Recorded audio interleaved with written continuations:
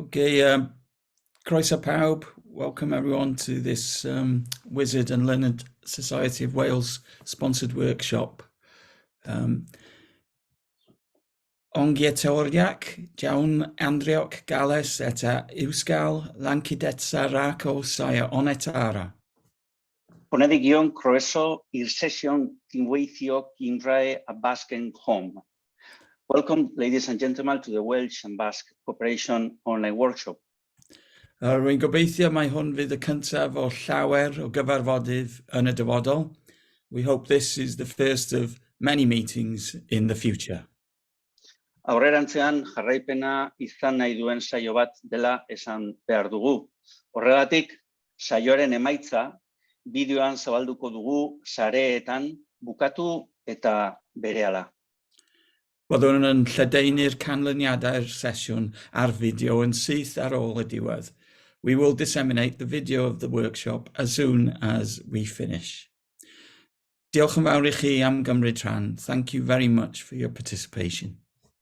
Eskerrik asko aurretiaz zuen parte hartzeagatik. Ladies and gentlemen, esteemed colleagues and distinguished guests, this event takes place under the institutional framework of the Memorandum of Understanding signed by the Welsh and the Basque Governments in 2018 and is funded by the Grant Scheme 2022-23 of the Learned Society of Wales. Against this backdrop, and more recently, Mark Drakeford, Welsh First Minister, and Lehendakari Inigo Urkullu, Basque President, met in Bilbao, sparking remarkable interest among stakeholders from both sides, including Presidency of the Basque Government, Bilbao Metropolis 30 Association, San Sebastian City Council, Arantzazu Lab, Euskampus, National Infrastructure Commission for Wales, Wales Governance Centre, Cardiff Capital Region, among many others. This increasing cooperative enterprise emphasizes the importance of our workshop today as we strive to foster greater cooperation and mutual understanding between Wales and the Basque Country. Allow me to introduce myself. I'm Dr. Igor Calzada, Principal Research Fellow at the Wales Institute of Social and Economic Research and Data, WISERT, at Cardiff University at the School of Social Sciences. As a grantee of the Learned Society of Wales grant scheme, I have the distinct privilege of chairing and convening this workshop. My research focuses on the nexus between digital citizenship, urban transformations, and regional innovation, with an emphasis on comparative studies between small nations. Today, we embark on a groundbreaking journey together, addressing the emerging challenges and opportunities for Wales and the Basque Country. Our workshop will pursue three primary goals. The first one, to gather key stakeholders from both sides, creating a collaborative and knowledge-sharing environment that encourages dialogue and fosters new partnerships. Second, to establish a strategic network that might remain over time, providing a solid foundation for future collaboration and policy development. And ultimately, the third, to outline a potential policy and research agenda on transdisciplinary social sciences, focusing on current developments in both small nations through three intertwined territorial scales. The first scale, that is going to be the first block, the first slot of this workshop, is going to be the macro, referring to devolution. By jointly reflecting on current challenges around territorial political economy, we will discuss the implications of devolution policies and seek to identify best practices. In the second block, in the second slot, referring to urban transformations, we will explore current developments in Cardiff and Bilbao through SPARK and AS FABRIK flagship urban projects, respectively. By exchanging knowledge and experiences, we aim to learn from each other's challenges in urban transformation and seek innovative ways to create sustainable and inclusive small nations. And the third slot block that's going to refer to grassroots innovation. It's going to be the micro scale. Our discussions will focus on identifying grassroots innovations in the territorial ecosystems of both small nations, particularly emphasizing digital foundational and economy, and particularly also cooperativism. By highlighting these localized initiatives, we hope to foster a more resilient and decentralized socioeconomic material and digital landscapes. Throughout the workshop, we will have the opportunity to hear from a diverse range of panelists representing particularly academia and civil society.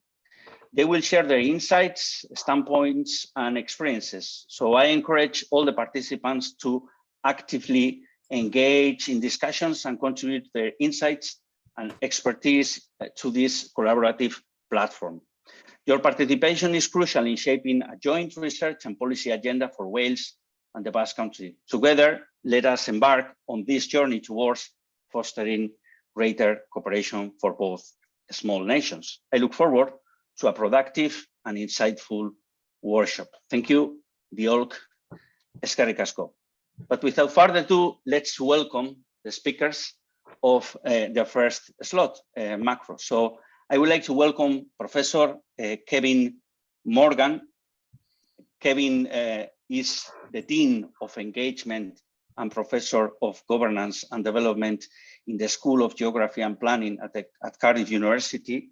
Kevin is more than knowledgeable about the context in the Basque Country, working closely with orchestra at the University of Deusto. So for me, it's a privilege having you here, Kevin, bringing together Wales and Basque Country once again. So he will present a very thought-provoking paper called The Death of Devolution. So I don't know if you can already share the screen.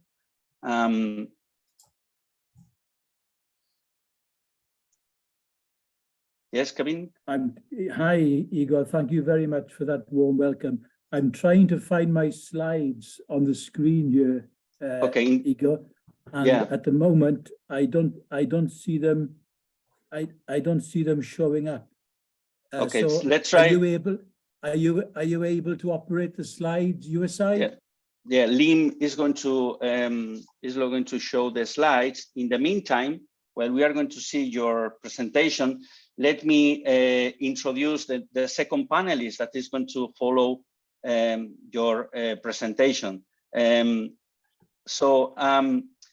next panelist after Kevin, after the presentation by Kevin of Death of Devolution, is going to be Professor Joseba Agirrezcuénaga, a professor in contemporary history in the Faculty of Social Sciences and Communication at the University of the Basque Country, and PI of the research group Biography and Parliament. Joseba is a leading expert in fiscal federalism and parliamentary democracy. And after Kevin, I can see that the slides of Kevin are ready, so great, well done. Thank you, Lim, and thank you, Kevin. Joseba, after Kevin, is going to follow a presentation entitled The Basque Economic Agreement for the Basque Fiscal State and Identity. After both presentations, is why I'm presenting also Joseba, we will open a Q&A of 10 minutes. So please, the floor is yours, Kevin. You have 15 minutes to enlighten us with your provoking paper. Thank you. Many thanks, Igor, and good morning to all colleagues from Wales and the Basque Country. I want to congratulate Igor and Ian for convening this event, which I hope is the first of many. I'm hoping these slides are going to work, Igor. I'll try them now. Thank you.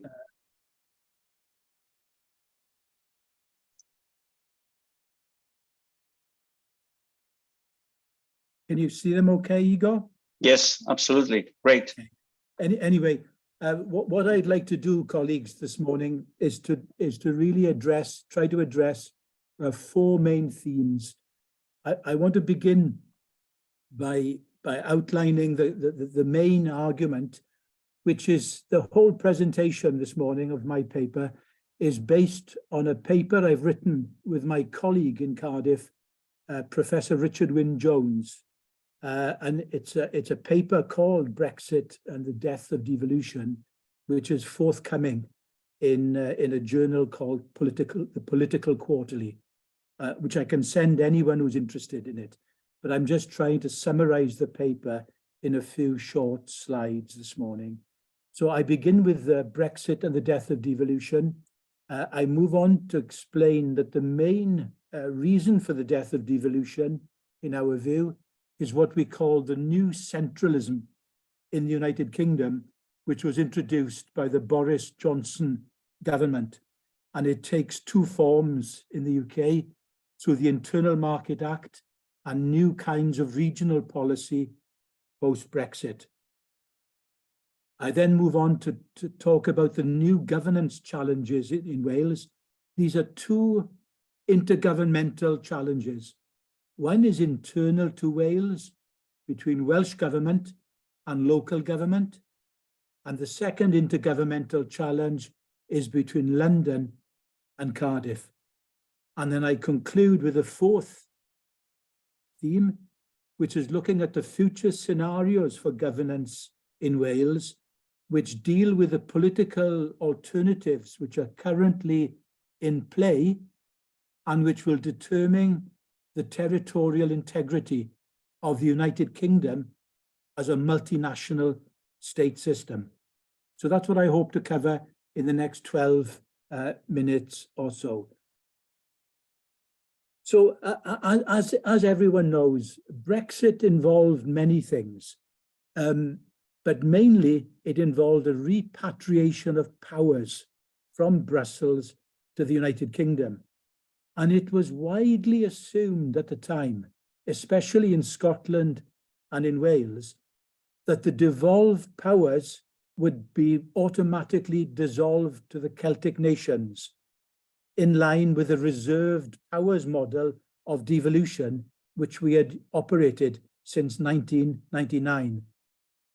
But the Boris Johnson government used Brexit to not just to empower, but we would say to re-empower central government in London through a new piece of legislation called the Internal Market Act, which allowed London to intervene in all the devolved policy domains. And this is why Richard and I argue that this spells the death of devolution, at least as we've known it for the past 20 years. For the sake of my Basque friends, I would like to say the analogy in the Basque Country would be this: that Madrid finally decides to empower itself with powers that it could intervene in every Basque policy that you've had for the last 30 odd years. That's how significant a change this is in terms of devolution politics in Wales today. I think you'd find that unthinkable and totally unacceptable. And we also find it totally unacceptable. The two vehicles, the two media through which the new centralism works has been the UK Internal Market Act. I don't have time to go into the nuances of this act, but let me just mention two key principles. One is called the mutual recognition principle, whereby all goods allowed in England must be recognized everywhere in the United Kingdom. Now, any reasonable person would accept that we must have a common market in the United Kingdom, otherwise we'd have chaos. But that common market needs to be a market agreed between all the parties, not unilaterally designed and imposed on the others, which is what this act does. Secondly, the new financial assistance powers allows London to design all its own policies to be imposed on the devolved policy domains. Policy domains like economic development, agriculture, food, the environment, so on. To give one example, if genetically modified food products were agreed in England, they would legally be obliged to be acceptable in Scotland and Wales, even though the Scottish and Welsh governments, reflecting Scottish and Welsh public opinion, were totally opposed to GM products. That's one example of what we're talking about here. So this act, the UKIMA, as we call it, undermines the constitutional division of labour that was agreed in the original devolution settlements. And that's why we feel it spells the death of devolution. But a real example of what this means in practice can be shown through post-Brexit regional policy. As we all know in the European Union, European structural funds were based on 4 key principles, and these principles have been consistent throughout the history of modern structural fund policy because they represent gold standard developmental thinking. These principles have stood the test of time, and I know most members of this call know them, but just to repeat, they're based on the principle of concentration, focusing resources on the very poorest regions. Number 2, multi-annual programming, 7-year funding, 10-year funding if we allow the 3-year extra for spending the project money. Thirdly, partnerships, multi-scalar and multi-stakeholder partnerships between Brussels, member state and regional governments. And fourthly, additionality, that European funds were additional to and not a substitute for member state funds. The post-Brexit regional policy of the Boris Johnson government was called the Shared Prosperity Fund, and it falls short on every one of the above principles. Just to give examples very, very quickly. Number 1, in terms of the amount of money involved, it's at over £700 million less than what Wales would have received had we stayed a member of the European Union. Number 2, instead of a 10-year funding programme, what we have with the Shared Prosperity Fund is a 2.5-year programme with no guarantee of funding beyond 2024-25. Thirdly, partnership has been conspicuous by its absence. There is no partnership between Cardiff and London. In fact, London designed a new plan for Wales and never had a single conversation with the Welsh government. Fourthly, additionality. The Welsh government has refused to contribute a single penny to the Shared Prosperity Fund, to say nothing of match funding, simply because, and quite rightly in my view, simply because it has been denied any role in designing the programme. So all four principles have been violated by the Shared Prosperity Fund. Moving on to the 2 challenges. The main challenge internally is because we have seen the coexistence of 2 models of devolution. There's the traditional model, the national model of devolution of power from London to Wales. The second model is a more recent model. It's devolution of power within Wales, according to the subsidiarity principle, which in principle is a good thing. But these 2 models are coming into conflict because of political tensions between the 2.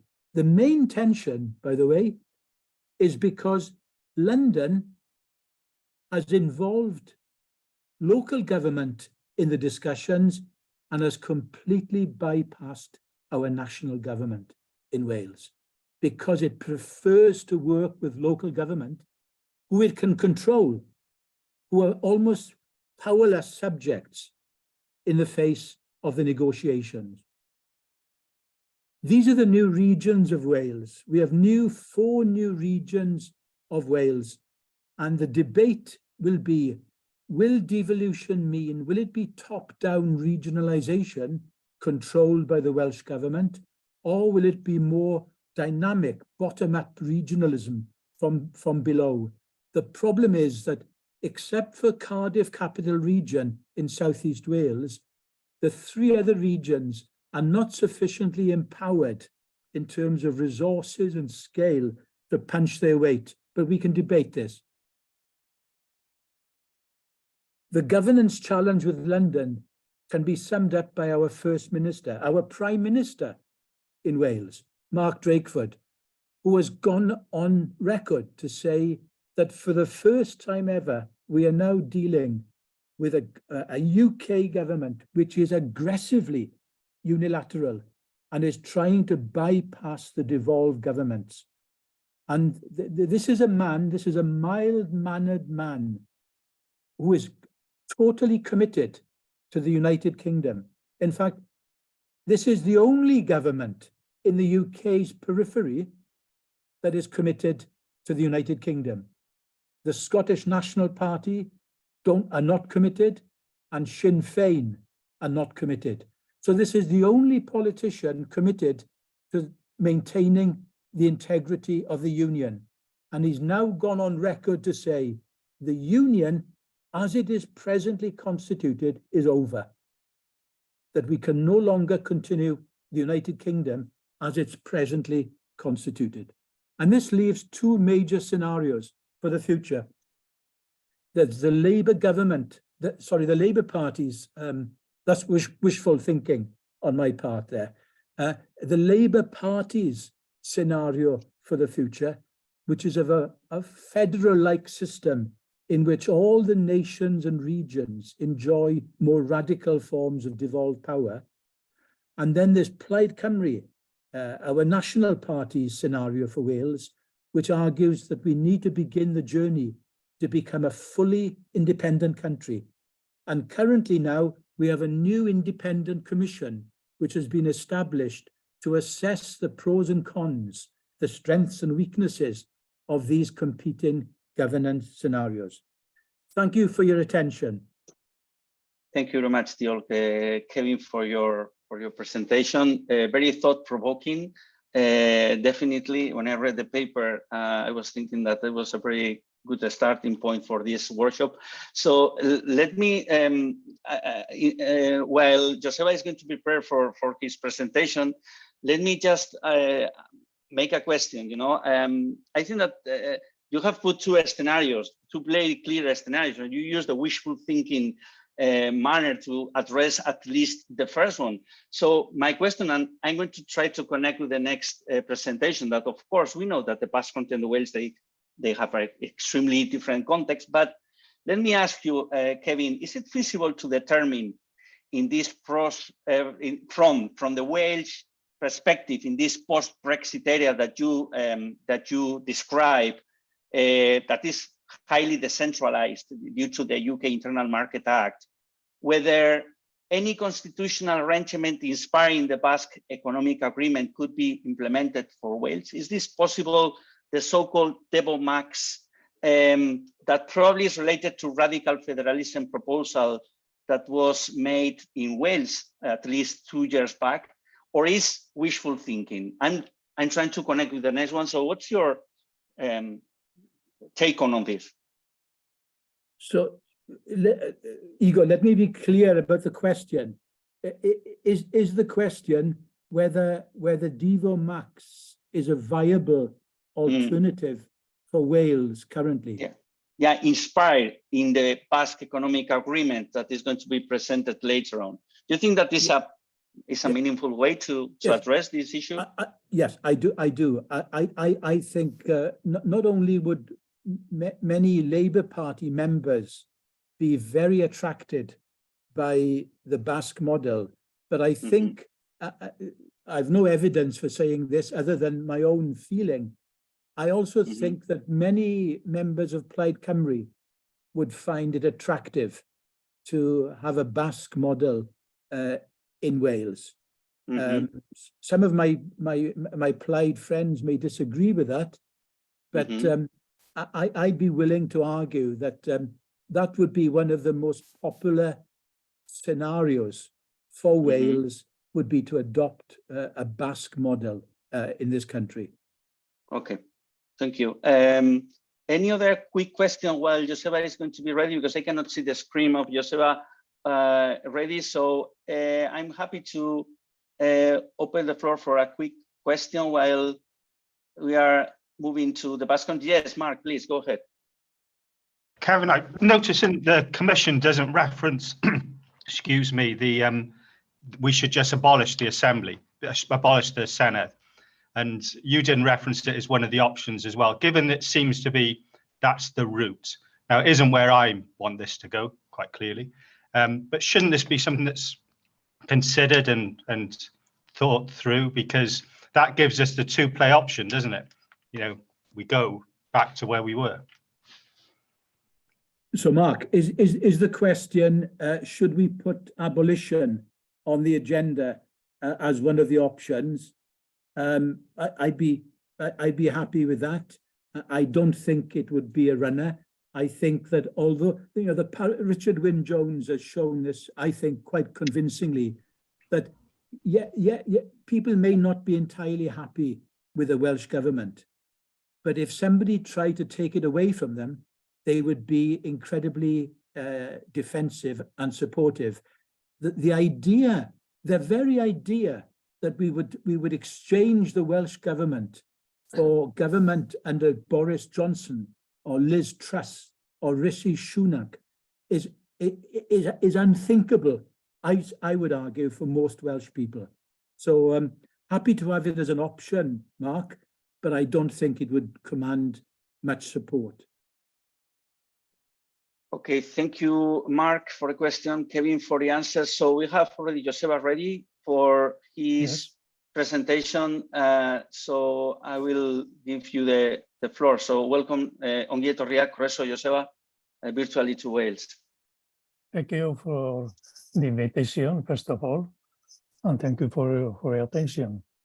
I will explain a little bit what is the Basque Economy Agreement for the Basque fiscal states and identity.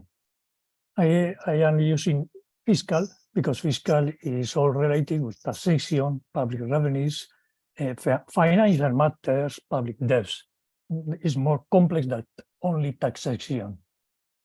And to explain or to understand the other main concept, agreement that means agreement between Basque political representative government and the Spanish representative government. From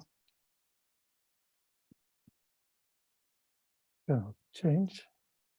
Yes, representative. The formation of the representative assemblies in European countries was linking to the levying of taxes. And in the process of the independence of different countries, for instance, United States, taxation without representation is tyranny was the main things and the main motto at the beginning of the process of the independence. On the other hand, the world needs to start looking at tax as human rights issues, where tax saves lives, tax abuse costs lives, and the pathway to paying fair tax is through tax transparency. That's the opinion in the last newsletter of tax justice organization. And that's very interesting, this view about tax and taxation, to understand better also the agreement. I have a problem to change. Yes. during the liberal revolution, the general application and spread of direct taxation on property and economic activity was the new tax system. And in Spain, the Kingdom of Spain in 1845 was the main reform of the tax reform. And in this context, representative assemblies of the Basque Country and Basque government organize a differentiated system of tax relations between Spain and the representative assemblies. In fact, the representative assemblies and the governments was a different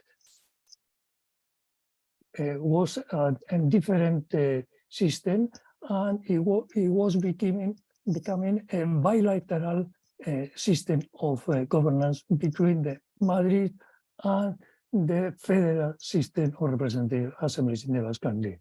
Nowadays, to understand the reality of the Basque fiscal states within the Kingdom of Spain and within the European Union, for instance, we have one case, the Guggenheim Museum case. The Biscay and Basque Public Treasury have a fully political and juridical framework to the fiscal and financial management of the public resources of the Basque Country. But it's important to underline this is unilateral the risk for the Basque Treasury.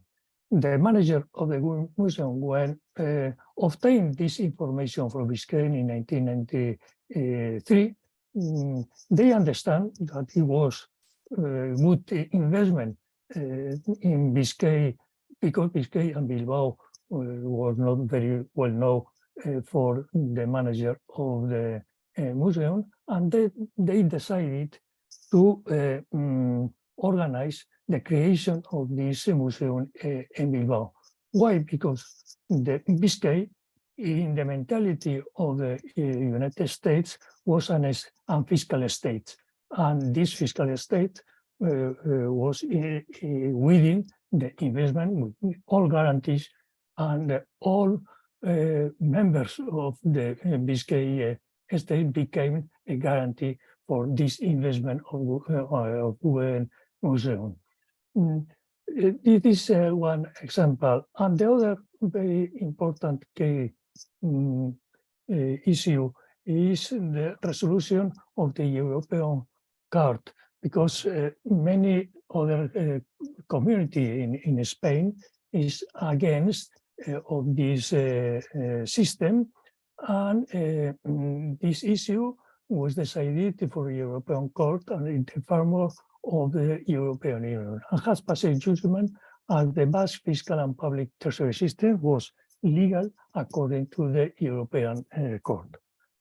What is this specific evolution of the transition, if you like? We have to distinguish different transition.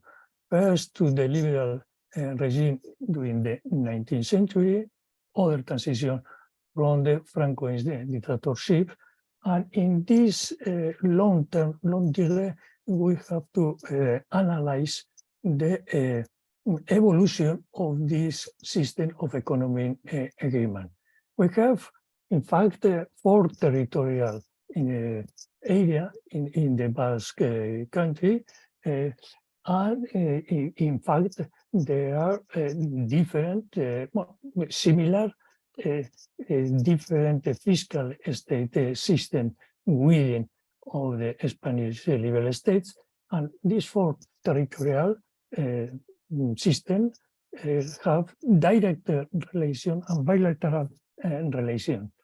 This is the one example of the map of the Spanish kingdom in 1853, at the middle of 19th century, and we have distinguished here the España foral, the foral Spain.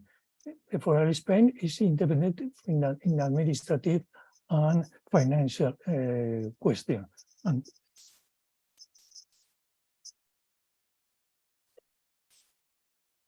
And this historical collective memory is important because one of the key reason to explain the continuity of the system is the decision of the representative assemblies, and the second, the continuity of this historical collective memory around 19th and 20th century. The tax system depended on the representative assemblies, and the best exercise of this sovereignty was at the end of 18th century, beginning of 19th century. The tax administration, depending on the Basque representative assemblies, underwent considerable expansion in order to finance the debts contracted during the war, the Convention, and the Napoleonic War. This process was similar like in the United Kingdom, but all states in the 19th century is becoming and expanding the system, the fiscal system, to organize the management of the different debts. In the Basque Country, the representative assemblies decided this management, and this is the origin of one practice. During the 19th century, we can distinguish the evolution and formation of the Basque public administration until 1878, which is parallel with the Spanish state system, increasing its social influence during 19th century. But in 1877, it was the abolition of the Basque representative assemblies. That means abolition of the government, the end of the Basque political self-government, the end of the historical legal basis Basque representative assemblies, and the Basque institution became provincial. In this moment, when it was organizing the so-called the economic agreement to become provincial and to become a common territory within the Spanish kingdom. But this agreement for 8 years was continued, and it's and in this agreement of 1878, after all evolution, it was established an annual quantity, the quota to each provincial councils to have to pay. They had to pay to the Treasury Ministry the quota equivalent in value to certain taxes whose collections the state renews. The quota calculation is from income, and the tax collection estimated by the states is carried out by the provincial council or transformed into the quota. This is the traditional system of the economic agreement. How the Basque provincial councils obtained the funds to pay the negotiated taxes was their concern. And they did not become mere delegates of the Ministry of the Central Government. The provincial councils was elected body, but without any control of representative assemblies. There was not a political self-government institution, but there was self-government in taxation. Consequence was of the exceptional tax system. For instance, the president of the provincial corporation had power in tax questions facing to the civil government, unlike the situation in provincial councils of the Spanish common regime. We can compare the different systems.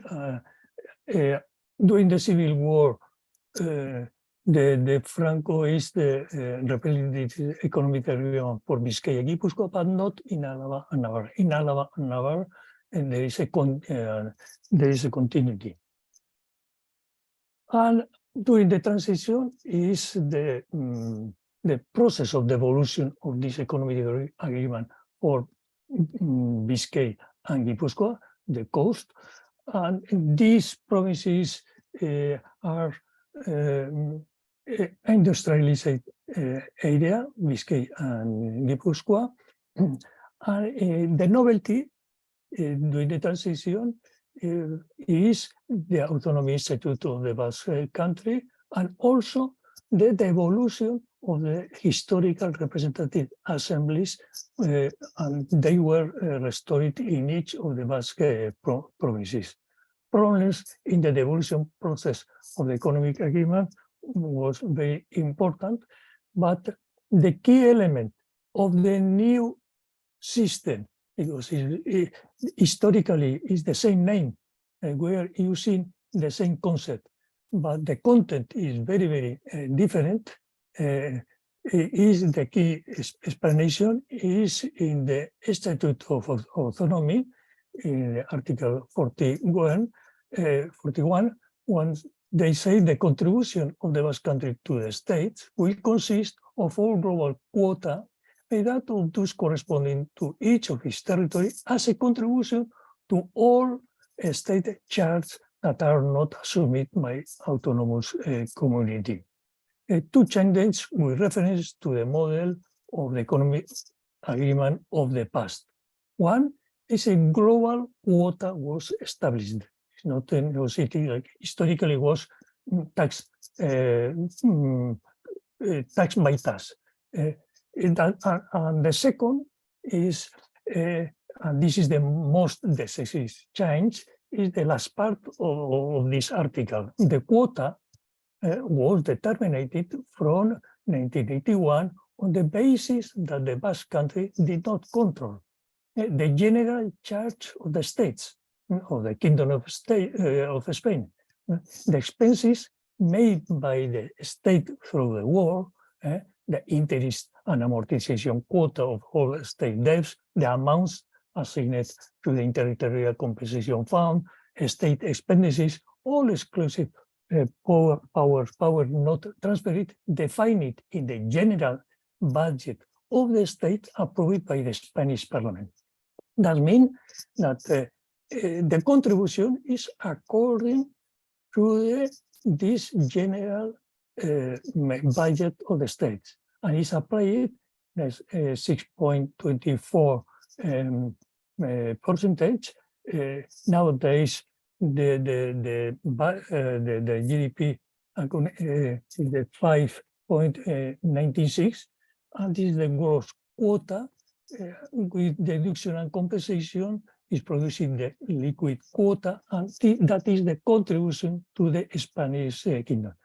In fact, the Basque population is paying all expenses of the kingdom, of the king and the state, 6.24%. In fact, within the Kingdom of Spain, there are two models. It is a symmetrical system within the Spanish constitutional and according to the Spanish constitutional scheme. One is the treasury of the common regime, 15 autonomous community, the public finances of the Kingdom of Spain, and the minister is involved in this assignment of taxes to the autonomous communities, and the autonomous communities collect taxes and finance the kingdom. That is the common system. And in this system, the central government and the decision of this finance minister is the more important and the more protagonist. And within of this model, there are always different discussion between, for instance, Catalonia and Andalusia, because the economy structure are very, very different in Catalonia and Andalusia. And the other model is the Basque model. The treasury of the regional government of Biscay, Gipuzkoa, Álava, altogether Basque government, and Navarre pay a quota to the kingdom. They are therefore public treasury in the territory with all consequences. It's important to understand this decision and the two models within of the same kingdom. And the Basque Country collects the taxes paid by citizens in order to fund the public services they receive. And the General Assemblies of the Representative Assembly of the historical territory pass by the regulation and quantification of taxes that citizens must pay, and they, the regional government, the deputation, are in charge of the collection and administration. Within the Basque Country, the system is federal. In the next is a federal system, also within the Basque country, because the regional government of Biscay, Gipuzkoa, and Álava is contributed to the Basque government and to the central government. But the real, in finance question, government is within of representative assemblies of each territory. The next slide, I explain different answer to general common question. The most debating question always is the quota contribution, and how is the system, the mathematical system, to calculate the quota every year. You are interested, you can read different answer of this system. For instance, which is the difference between agreement system and the Spanish common territory. I explain in these four answer the main differences between one and other system. And and can the Basque Country have different taxes to those that exist in the common territory? Yes and no. This is according to the law, yes, but in general term, they try to use quite a similar policy. Sorry, I don't know what is when.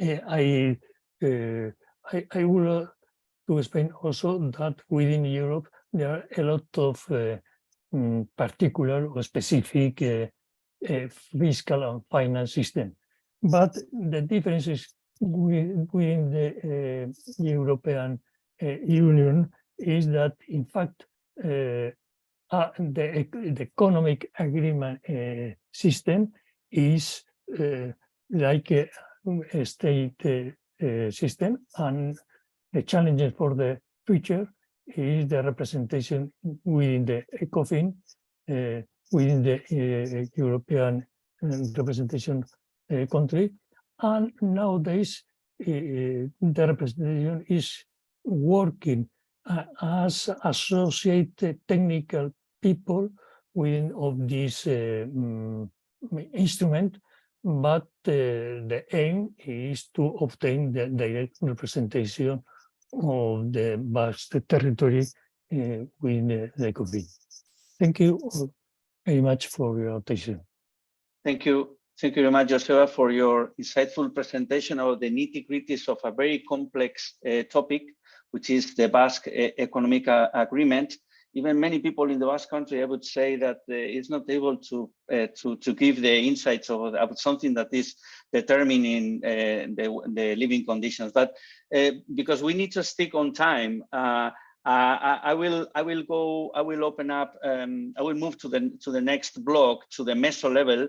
I know that each topic has to know, could be a workshop in itself, but we need to respect the timing. So I will just move to the next block, which is the MESO, and I would like to welcome Professor Rick Delbridge and Dr.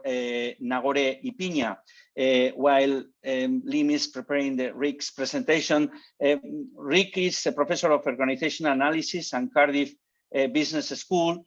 He's currently the university lead for the design and delivery of the Cardiff Capital Regional Challenge Fund in partnership with the Welsh Nesta ELAB and the Cardiff Capital Region. And between 2012 and 2019, he was the Dean of Research, Innovation and Enterprise at Cardiff University and led the development, and is why he is presenting in this workshop of the Social Science Research Park, SPARK. So Rick will talk about the SPARK and how SPARK has been a change maker in the relationship of the city of Cardiff through Cardiff Capital Region. So the floor is yours, Rick. Thank you, Igor. Borodar colleagues, delighted to have the opportunity to introduce you to SPARK. SPARK's a physical space and an initiative, and over the next 15 minutes or so, I will give you a little flavour of the aspirations that drove the development of the initiative and the building, say a little bit about what we do in the building and who's in the building, and then to try and give some granularity to the presentation, I'll talk in a little more detail about work that myself and Kevin, who you heard from earlier, have been doing alongside the Cardiff Capital Region, before broadening that out to discuss the relationship between the Cardiff Capital Region and the university. And I'll take a couple of moments to reflect on some of the things we've learned along the way. I should say, you know, in developing the initiative, we visited a number of different places and universities to see what was happening there.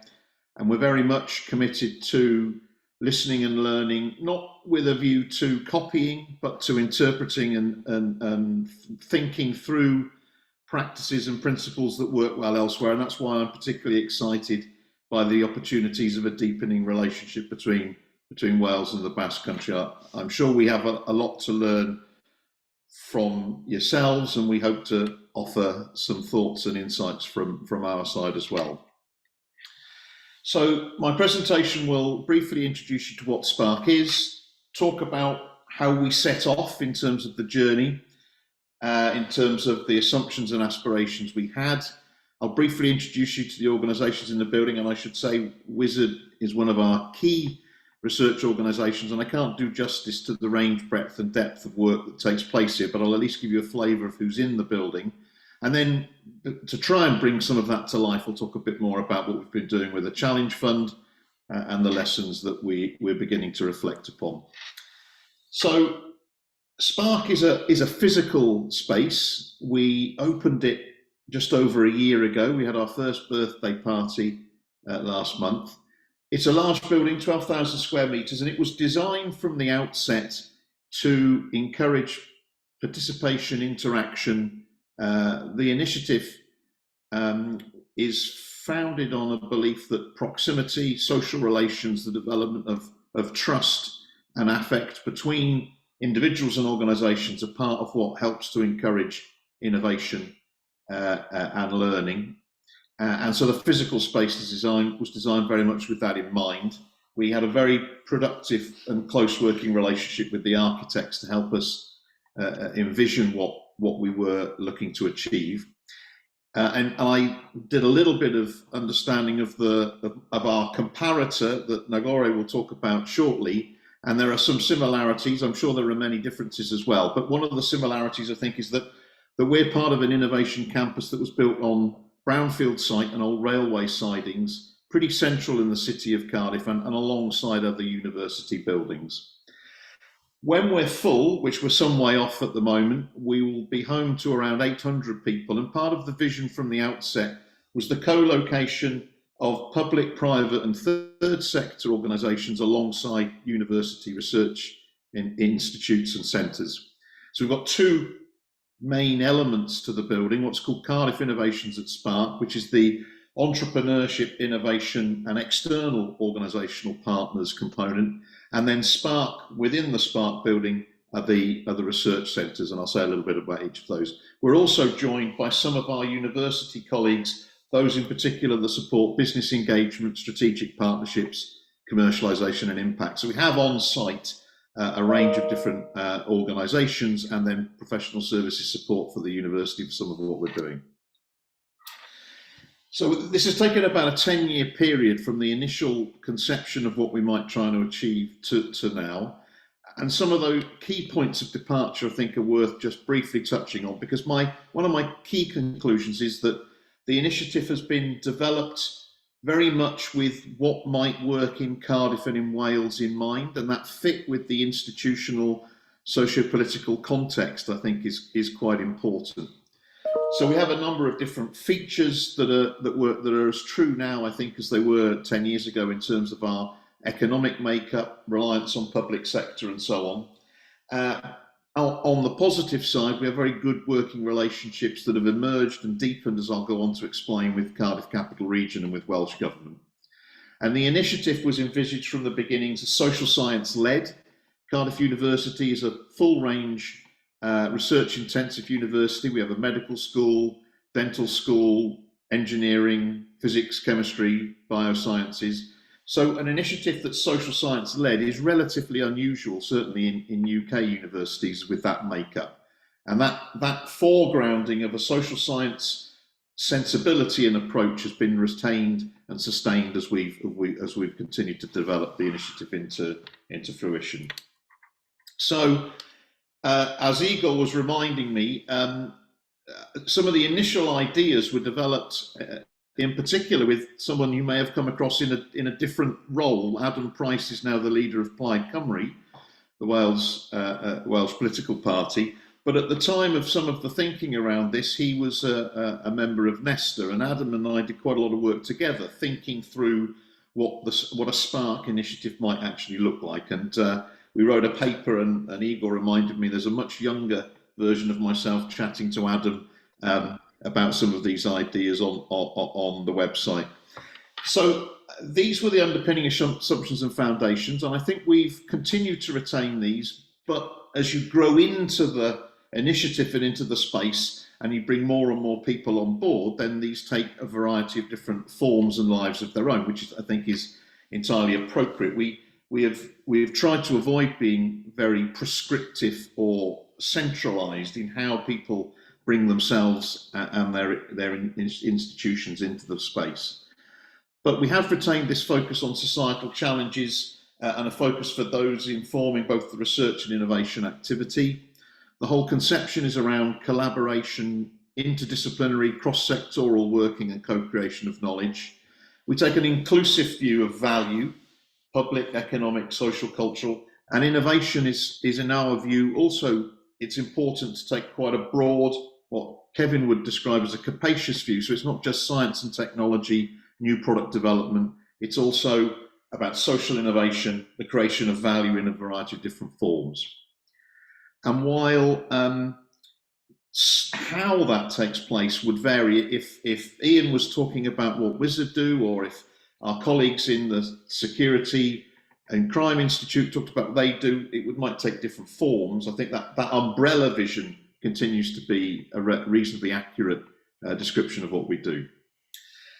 And I suppose the other thing to say is that we, Kevin and I and others, were, and I think the university continues to be, quite keen to explore and deliver on its responsibilities and role within the context of the city region and of Wales. And the university has a role as a convener and a role as a partner in trying to deliver on societal improvement for our citizens, amongst other things. So very quickly, the research centres in the building, you'll see there's quite a range of different research activity here, and I don't intend to go through all of these, but more information about them is available on various websites. I think what's important to note is that interdisciplinary range. So while we're social science led, we have members of research institutes and centres from engineering, the medical sciences and so on. And in terms of the building's external community members, then again, a range of different organisations, public, private, third sector, Compass, which is it was formerly named the Wales Cooperative Centre. We have Nesta, the UK's Innovation Foundation. We have smaller scaling private sector organisations, Institute of Welsh Affairs, think tank, and so on. So quite a range of different organisations. This is the beginning in that sense, because I think we're around 40% capacity in terms of external partners.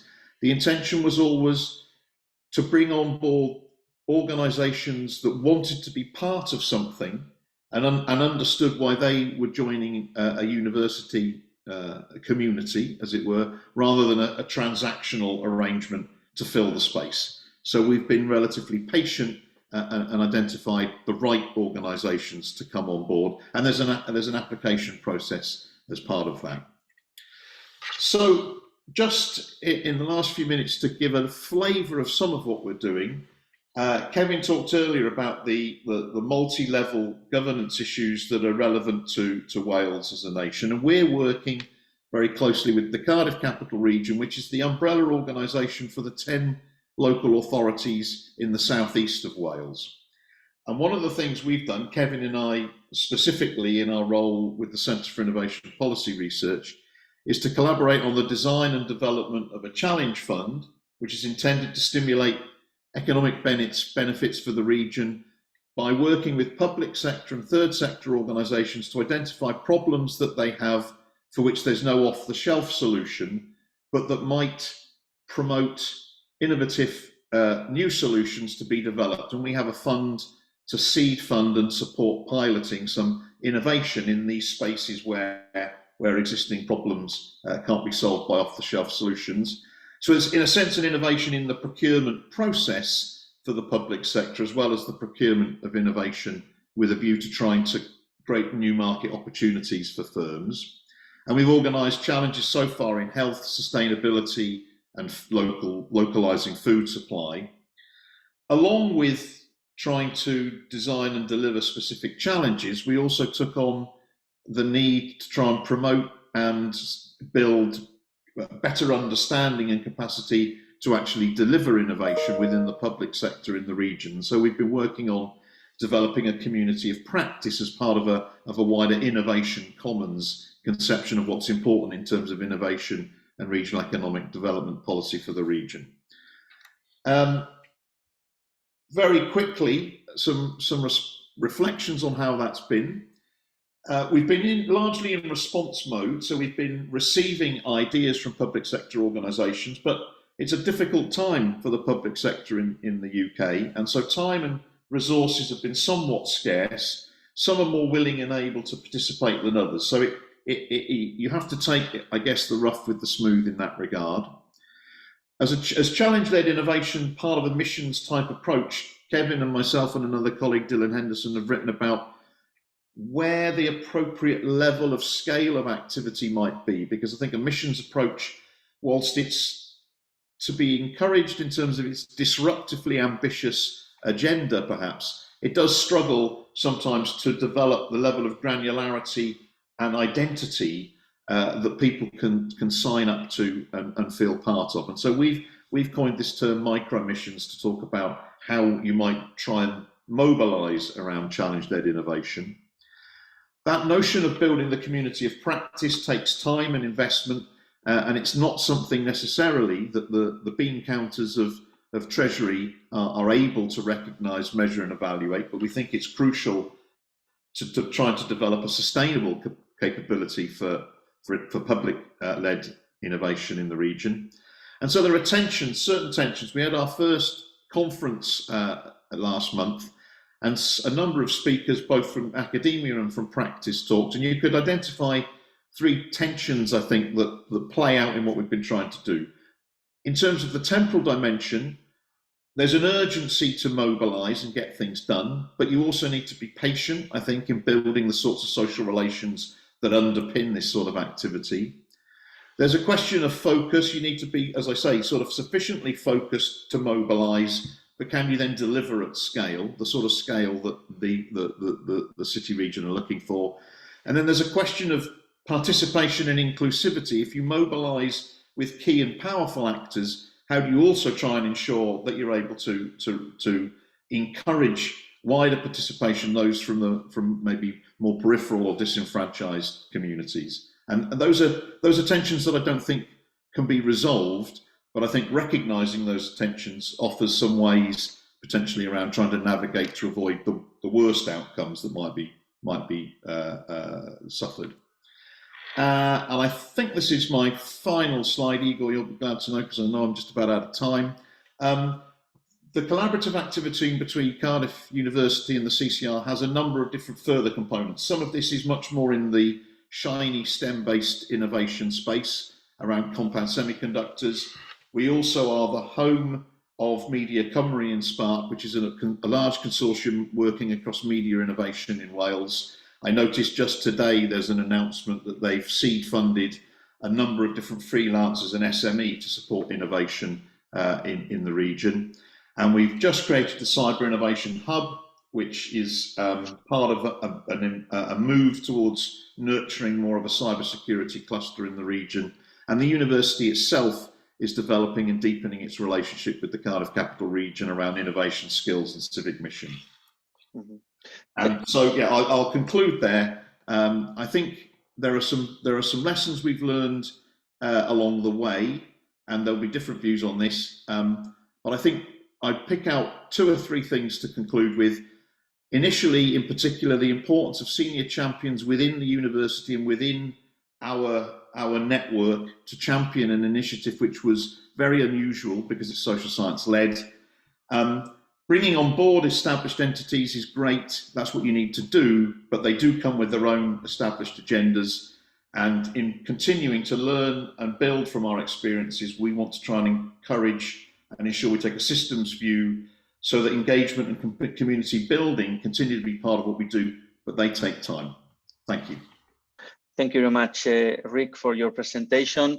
I think that you said something that I need to underline, and this similarities and differences between the case of SPARK in Cardiff through Cardiff Capital Region and the next presentation that is going to present Dr. Nagore Pina, the Dean of the Faculty of Humanities and Education at Mondragon University. I think that we are time-wise we are doing well. So I'm going to move. I'm going to introduce Nagore.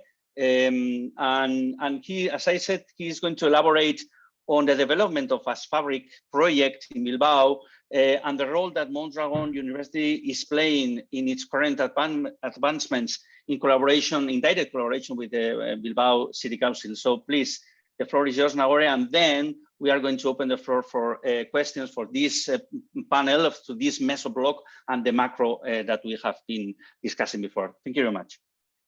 So thank you very much, Igor and Ian, and thank you very much also to the Learned Society of Wales. For us, it's a great pleasure to have the opportunity to share our little project comparing to the one just presented.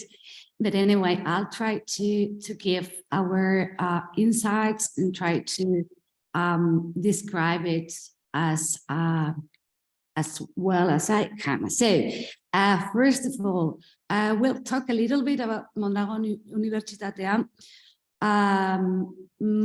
Some of you may know about that, but it's important to understand where we come from and which our mission is, so that you could later better understand the AS FABRIK project. We will talk, of course, about the transdisciplinary project called AS FABRIK in Bilbao, and I will try to give a specific example of the Global Digital Humanities degree, also in a way to link that to the next block, which is linked to the micro and territorial section. So Mondragon Universitatea, it's a cooperative university, not the only one, but one of the cooperative universities in the world, the only one in the Basque Country. And we were born as a university in 1997, so we are in our 25th anniversary this year. But that was not our starting point.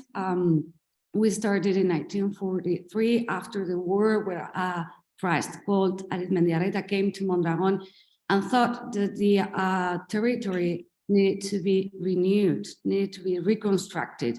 And for that, the education was the key. So he started with the school of apprenticeship, and then that little school was developed into the Faculty of Engineering. But of course, once you have companies, you have engineers, you need someone to guide and to lead all those companies. So we created the Business Administration College, which nowadays is the Faculty of Business Studies.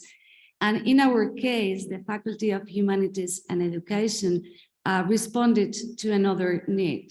After Franco's dictatorship, which was also mentioned in Joseba's talk, in the Basque Country, there was a need to train teachers who were able to teach in Basque.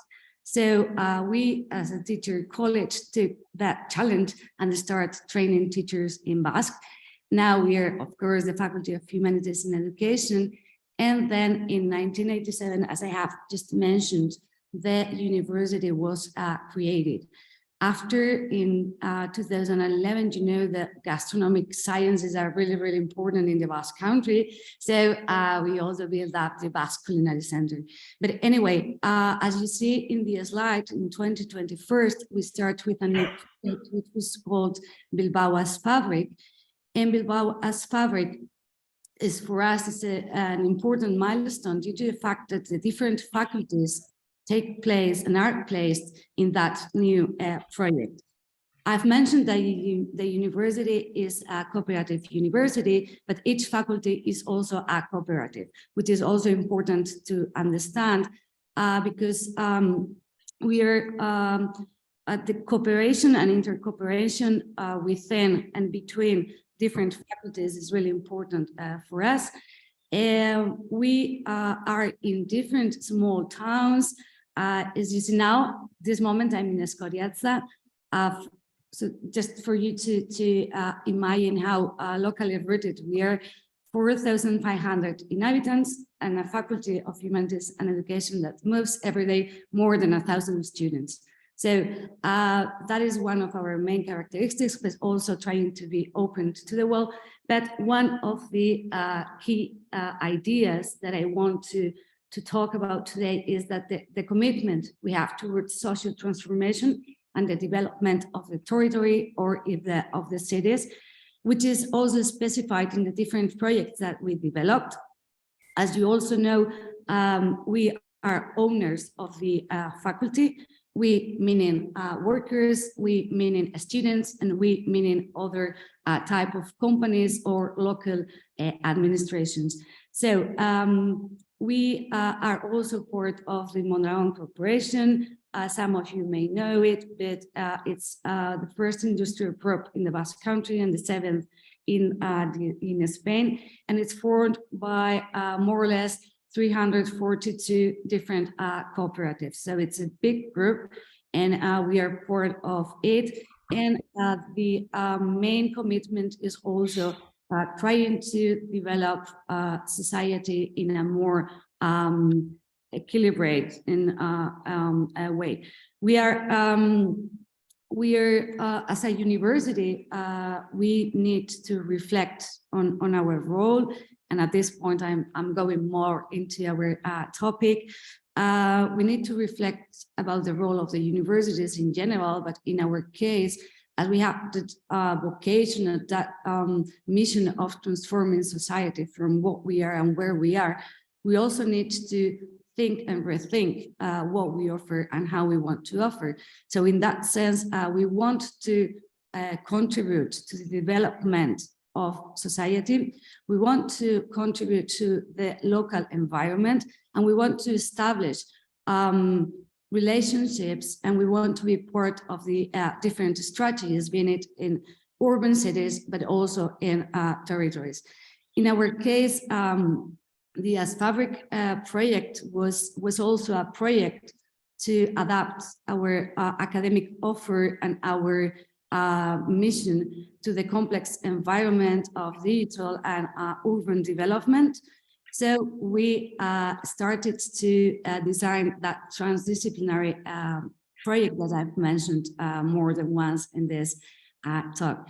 So Bilbao as FABRIK, what is it? It has some similarities, and I think that we can learn a lot from SPARK. But as FABRIK aims to be an ecosystem of ecosystems, multi-level, multi-model, multi-nodal, and multi-agent system. There, I don't have so nice pictures, but We are 3 faculties: the Faculty of Engineering, the Faculty of Business, and the Faculty of Humanities and Education. There is also an urban lab. There are some companies, different type of companies, which for us was also really important. We have some startups, we have some major companies, and we have also new companies that are exploring the city. We have co-working spaces, we have open spaces for citizens and professionals, and the public administration is also present in the different layers. And this is important to mention that the city of Bilbao, the council, is also leading this project. So it's an ecosystem of ecosystems, as I have mentioned before, and the approach of creating new projects, new relationships is not only bottom up, but is, which is more important, is top-down approach. So any agent taking part in the project could propose different projects that could be developed by the different agents taking part at that moment in the AS FABRIK project, or other companies or other professionals that may not be there at that moment. So it's something flexible, and we want to be flexible. It is also collaborative and cooperative in a way where innovation perspective is the main guiding area. But of course, we have to kind of try to be more specific. So the main core area of the AS FABRIK transdisciplinary project is at work on advanced services. That's why AS is the beginning of the word, not only for industry, but also for society and from the digital economy. As you see in the next slide, we try to identify social needs and create new social relationships to answer to those needs, with the aim of empowering citizens, with the aim of collaborating among different agents, and with the aim of trying to pilot in real life the challenges and the prototypes that we design. We're starting at this moment. You've seen that it's we started in 2021, so 2 years. We've been working together. So our objective is to reach major collaboration among all the agents that we are there, to become interdependent entities where we share the goals, but also we share skills and knowledge, opening a new portfolio where we can nurture the different capabilities of all our systems. But of course, and Rick also mentioned in a different way, but we need to consider different layers, and we need to develop them throughout projects. So on the one hand, of course, we have the possible interventions in the city in that sense, innovative projects, but also we need to reorganize ourselves and try and pilot new ways of governance. The impact that we may have in the different agents, but also in the city and the territory, is really important. And that, of course, as Rick also well pointed out, we need to measure that impact. And also we need to start drawing little by little the vision, the purpose, and the feature lines that we want to develop between the actors, the activities, the different artifacts that we have that there, and the relationships that we have. So in order to try to simplify all those abstract ideas into something more tangible, I'm going to present what we do in one of our degrees. The degree is from our faculty, from Humanities and Education. It's called Global Digital Humanities. And the main focus of the degree is that, of course, if we need to approach new complex challenges in the world, we need to approach them from a holistic perspective, trying to link science and humanities. So when we designed the degree, we took into account like 3 important aspects. On the one hand, we worked on the conditions for life. We also worked on the scientific and technological changes and challenges, of course, such as robotics, artificial intelligence and big data. And we also worked on the cultural changes and challenges that we have from a social perspective. So from that perspective, we created the degree, but of course, it's not a traditional degree. So we needed to collaborate with different agents. And in that sense, for example, we are now involved in the T-Factor project, which is a European project where the main aim is to make, reconstruct, regenerate cities and urban cities for the not only architectural point of view, but more importantly from social, economical, and cultural way. So what we are at this moment is co-creating prototypes to respond to some of the challenges found in the place where the university or the AS FABRIK project is placed, and trying to work on the strategies and action plans of the city. So for that, we are collaborating with companies such as Tecnalia, Coalición Local, or Espacio Open, among others, so that our students, but also citizens, could work on the co-creation of those prototypes. But the most interesting thing for us is that the project is not something which is separated from what we do, but is included throughout the whole degree, in this case throughout the first year, and included in the different modules that we work. So we have like 5 subjects, let's call it subjects, not to get complicated the things. So 5 subjects that we offer in the first year are all looking to respond the challenge proposed by the T-Factor project. So at this moment, we're working in circular and collaborative economy. Students are working in urban design and well-being, and also working on climate change and resilience throughout this project. But of course, we are not the only ones doing that. This is a pilot, but there is also a network of different cities which are working on that. So saying that and trying to be quick, we have a lot of challenges. I think that we have just started, so we have to accept that we need time to develop the major collaboration that we are looking for. We need to put into practice everything that we have been, or we have envisioned from the very beginning of the project. And of course, we have to create a stable, but at the same time flexible, multi-agent relationship and multi-agent way of working. As Rick also mentioned, and I also said it before, we need to measure the impact that the different ecosystems have in the city, have in the people, in the citizens, and also in the different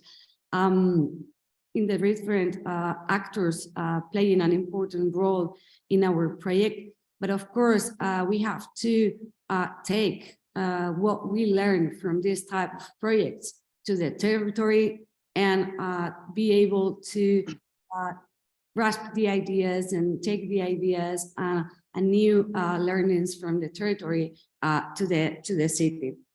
So these are some of the challenges and new steps that we need to take. But of course, we have a lot more challenges. And for me, for example, listening to Rick was really, really inspiring, because I think that we can, on the one hand, learn different things, but on the other hand, we can share our worries and challenges. I'm sure that we could try to think in a more creative way if we do it together. So really pleased to be in this Basque and Welsh connection. So thank you very much.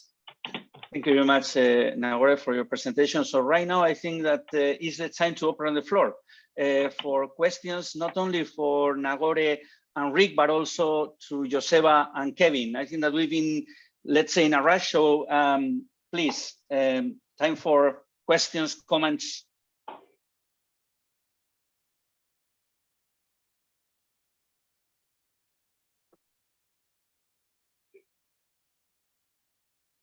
Well, while people are going to react, I think that, I mean, when I invited Rick and Nagore and SPARK and AS FABRIK, I was trying to compare in my mind. The difference is not only about the places, I mean, the hubs, the social innovation hubs, but also the cities, you know, and of course there are similarities. Cardiff Capital Region in one side, Bilbao City Council, Mondragon University, Cardiff University, but at the same time, I think that the way in which interdisciplinarity, even transdisciplinarity, and even Rick and myself, yesterday we have a very interesting discussion about post-disciplinarity, I mean, are understood, are very different, you know, and for me, and I don't know if that's an open question, but it depends on the stakeholders that you have around to build projects, you know, and probably this is a big difference, and you cannot replicate cases like AS FABRIK somewhere else, or even SPARK in other places. So please, I'm trying to motivate any question. Otherwise, we have two speakers later on. So please, Rick, or even Chris. Chris. Yes, let's try to be democratic and provide Chris an option to talk as well. Thank you, Rick. Is it okay for me to speak? Yeah, absolutely. Yeah. It's your time. Thanks very much for the invitation to be here. I work in public sector audit as my day job, but I'm also the chair of a cooperative housing association in my spare time. I've sort of observation from being around the Welsh system for many years that we have a bit of a build it and they will come type attitude, that we build a lot of buildings and to try and encourage things to happen. Is there a sense from within in the Basque Country environment that actually more of a focus on people rather than buildings? Because I was just interested from your presentation, Vo, that there was a lot of people and I didn't see a single focus on buildings. Is that a true observation, or is it, have I upset anyone in Wales by saying that? I think it's very thick observation, Chris. I have the same feelings on Nagore, please, and even Rick, if you wanted to answer. I wouldn't say it as something general. I mean, of course, we have buildings and then we think on the project. In our case, and I think that is really something from the university and especially from the faculty. I would say that all our projects are people-centered projects, and that is a choice, and that is something that we consciously decide. So in our case, for us, people is more important than the building, of course.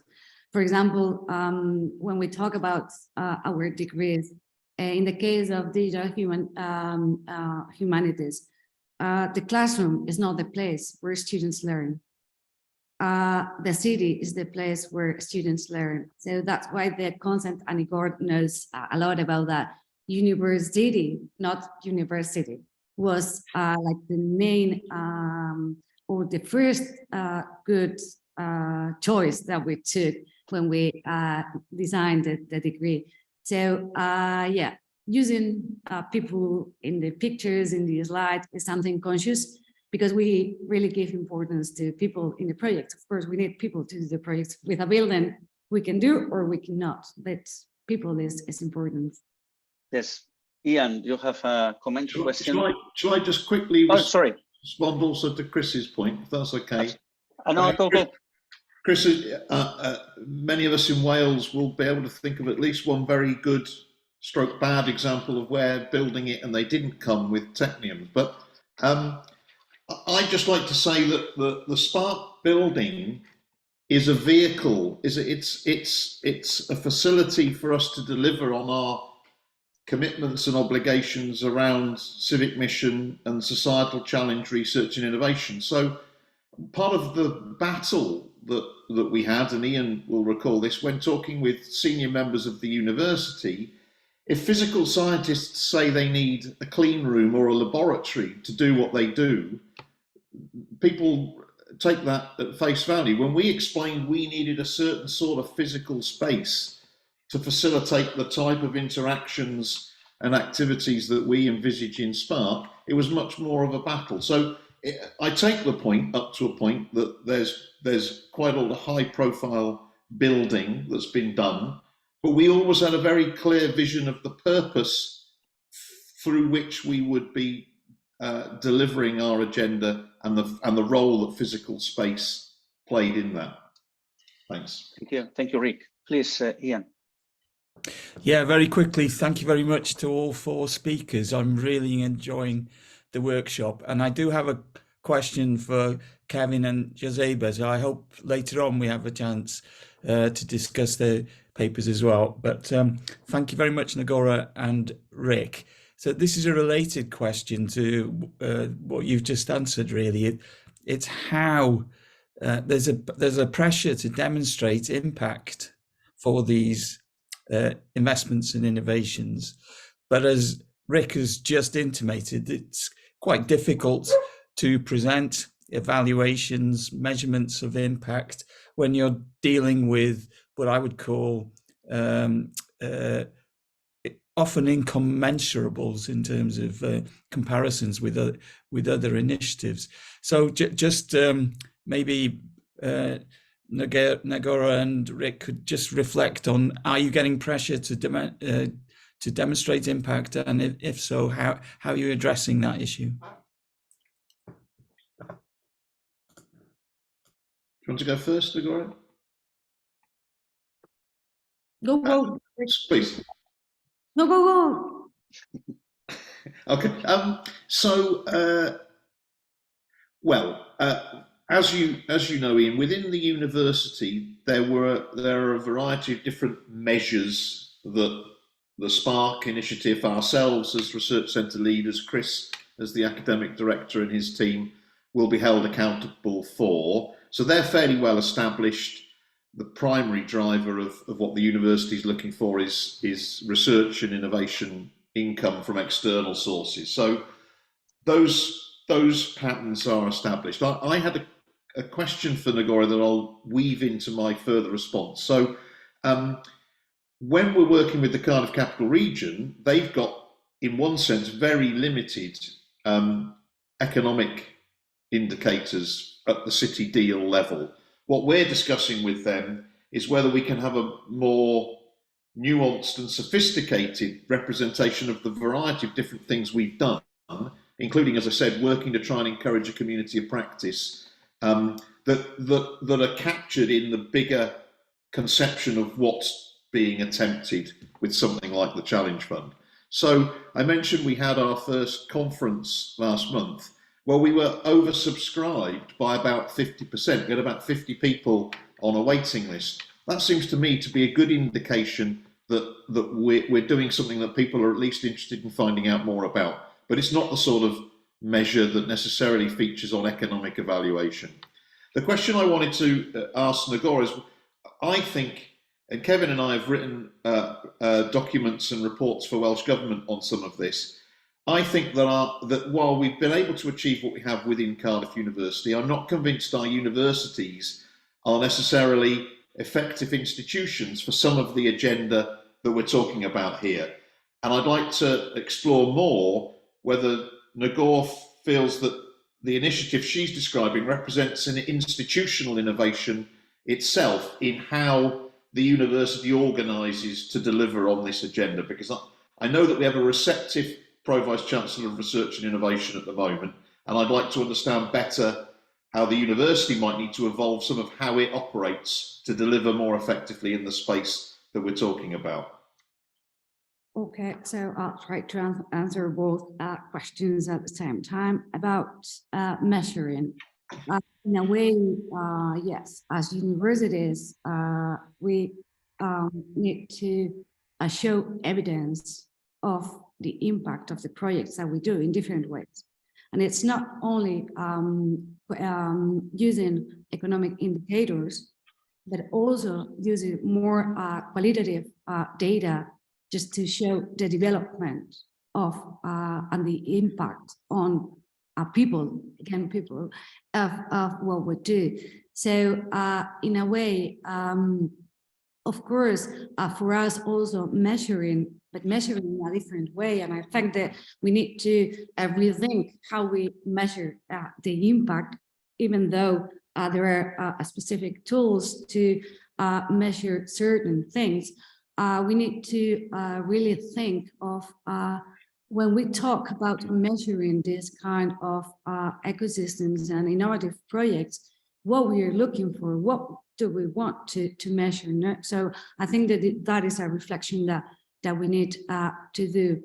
But of course, as researchers and as a university, we need also to take data from different perspectives to improve what we do. So it's a double perspective, but I think that we should think about what we want to measure. What do we mean by measuring the impact of innovative projects? As far as the role of the university is concerned, I think that the City Council of Bilbao played a really important role in the process. Because, for example, the little project, the Tea Factor project that I've just mentioned, the City Council in another way, with another institution, Bilbao Equinza, is also a part of that. So, but the university itself is a facilitator, I would say, of relationships, a facilitator of engaging people, a facilitator of engaging diverse people, a facilitator of trying to encourage different types of companies to be part of the project. However, it's not easy. For us, ourselves, for example, we are 3 faculties, but we have a different, very different culture. So, well, you need to be conscious, and that's, well, in the way you will find a lot of difficulties, that the aim is another. So facilitating different spaces, roles, and offering context to provoke things is, from my perspective, the role that we could take now. Apart from, of course, as I mentioned before, encouraging people, students, and other type of agents in the project.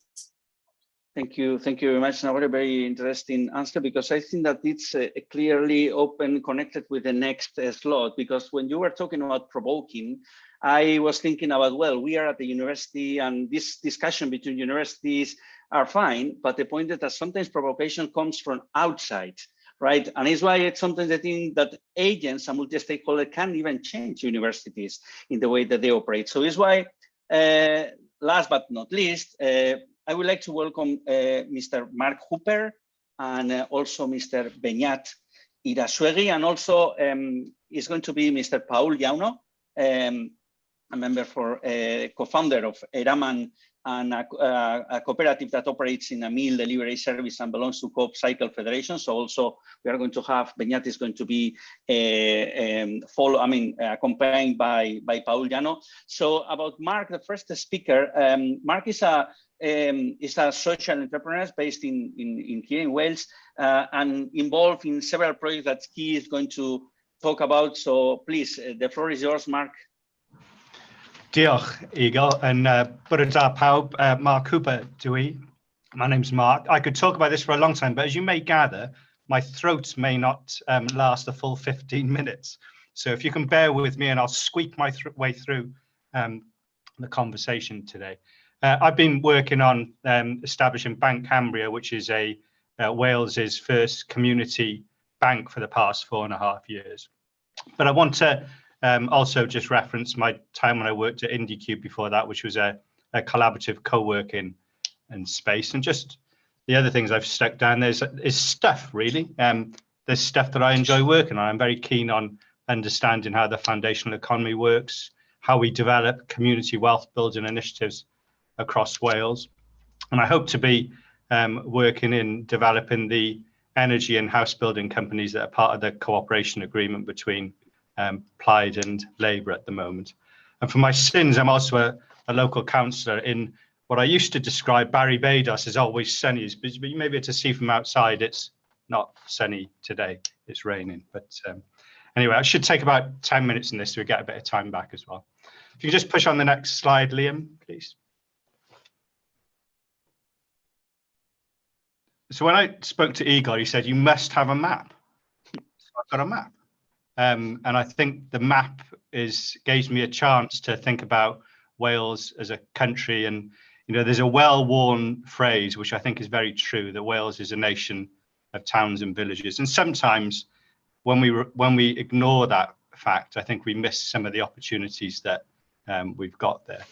What I wanted to start doing is just really briefly reflect on 10 years I spent establishing IndieCube and try and sort of condense that into a collective Welsh road trip, which took me across the country. And I did reflect one time with a colleague of mine and suggested that I probably had visited more places in Wales than the First Minister at the time, Carwyn Jones, had, because it just felt like I'd gone to lots of places and met lots of people. And one of the things that always came to mind in it, and I'm sure lots of you would have seen this, there was a TED talk by a guy called David Silver a few years ago that talked about crazy dancers and looking for the crazy dancers. And one of the things, if you just YouTube it, you'll see it out. So if you haven't seen it, it's worth watching.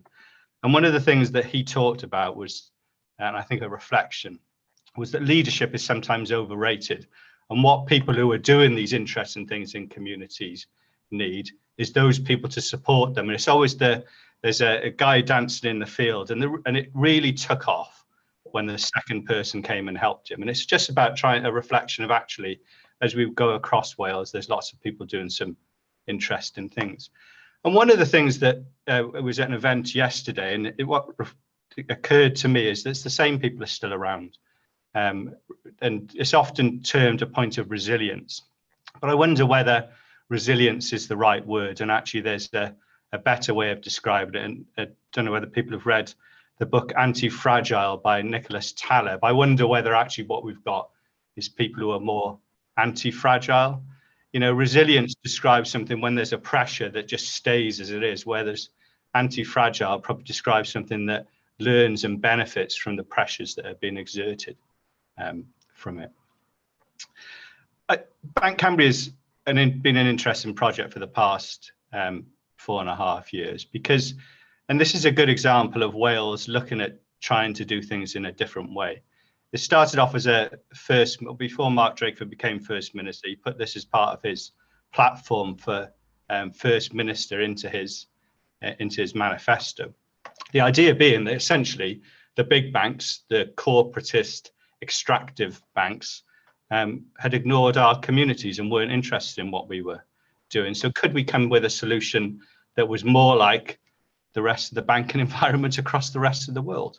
But it wasn't something that's devolved. So going back to, it's interesting reflecting on Kevin's first conversation, you know, these are things that in our devolved context, we weren't able to do. We don't have banking legislation as part of it. So the solution that we've fallen into essentially and worked up is about utilising an existing provider and working with Monmouthshire Building Society to deliver Bank Cambria, so community banking in communities across Wales, delivering the services that people need on an everyday basis and delivering it within communities as well. So we're actually talking about putting bank branches back on our high streets in about 30 locations across Wales. And interestingly as well, we're doing this through the medium of English and Cymraeg. And I think that is something that lots of people want to see. They want to see the difference within the communities as well. It's been hard. We're not there yet. As I reflect on things that we could and should be doing, I think time is something that's really marching on with this. And I'm really keen to get these branches open quickly. The good news is that within our Senedd, we have full cross-party support for the establishment of Bank Cambria. And if anyone's interested in politics, it's a usual thing to get people across the political spectrums to agree on. Just a reflection of where we are, and this goes back to, I think, some changes that have started to happen recently within Wales. And it's interesting to hear Rick's presentation as well, and that made me think about lots of things that have been happening in Wales for a long time. There's often a tension between the macro and the micro, or the meso and the micro. And it's something that I think we've never really considered in a way that we should build on and work out how it quite works. And sometimes I feel like we spend a lot of our time trying to emulate what happens elsewhere without actually looking what happens more locally. And there seems to be a real pressure on scaling up. And one point that Kevin used to make, and he probably still does it, is that best practice is not a good traveller. So sometimes it's scaling up the answer, or should we be looking at and just telling stories about what happens in some of these locations and just celebrating the small, because actually that's what community adhere to and what makes these things work. But Bank Cambria was one of the key principles of Mark Drakeford's establishment of this, was it needs to be a mutual basis, a one member, one vote cooperative. And I think that works exceptionally well, but it does also show that there are some challenges of politics, of ownership, of control, of influence that really start to set the tone as to what we're trying to do. And I think we've moved quite a long way in that regard in Wales, but it's still something that's a challenge to the civil service, to civic society in some ways, because the people are revolting. When the people start to get involved in things and engage in things, I think they really do start to challenge things as well, which is something that we're keen to do. I just want to touch on where next. I'm keen that we learn from these big challenges, like establishing a community bank, in other parts of institutional design as we grow in Wales. Within the confines of the cooperation agreement between the Welsh Government and Plaid Cymru, there are two big companies, two big institutions that have been set to set up. One is INOS, the National House Building Company, and there is Eni Cymru, which is the National Energy Company. And I think with some of the lessons that we want to try and take from what we tried to do with Bank Cambria is to make sure that we have that democratic ownership throughout these, even if it's not the initial starting point, but a way of making sure that we have communities who are engaged and feel that they have agency over what these entities are trying to do. Now that'll come with its own challenges, but I think that's the sort of thing that actually those challenges are worth addressing and worth getting into, because they do build a future that's people feel that they're confident in and can engage in. There are also the opportunity for us to try and avoid the language of this extractor and try and avoid this need to be big, bold. I often cringe when I hear the phrase, when we punch above our weight on things. Let's do things that feel appropriate for our country. Let's do things that we feel can actually work in communities. And we don't have to emulate the language or take on the language of the extractor in what we do. We can actually take on the language of the society that we're trying to support and represent, because I think the COVID pandemic has given us an opportunity to try and maybe lose some of the things that we know for a long time haven't worked, and maybe to steal a increasingly well-used phrase. One of the things that, and to leave you with the thing that is probably my biggest reflection of my road trips, Bank Cambria, whatever, is you have heard David Ewan's folks on Ymyr it's spread across Welsh football when we were for a short time in the World Cup and elsewhere. But it's one of those things that I think shows that when we've got people still here, Ymyr means still here, and it's still here despite. And some of these community organizations that are across our country are still here because they've learned to become perhaps anti-fragile. They're definitely resilient. And how do we support those going forward? Be interested in challenges and conversations to this as questions come out. But thank you for listening. Thank you. Thank you very much, Mark, for your diagnosis about Cymru, Wales, full of villages and towns, and how community initiatives are emerging sometimes without being clearly addressed by other instances. So I will just give the floor to Beñat. I introduced slightly Beñat before I'm going to introduce now properly. Beñat Irasuegui is a cooperative member, manager and strategist in a cooperative that is called Talayos, that is based in Renteria, Orereta, in the Basque Country. And as I said before, because he is going to, I prefer to him to present himself, but they are working with Paul Llano in that, as I mentioned before, he's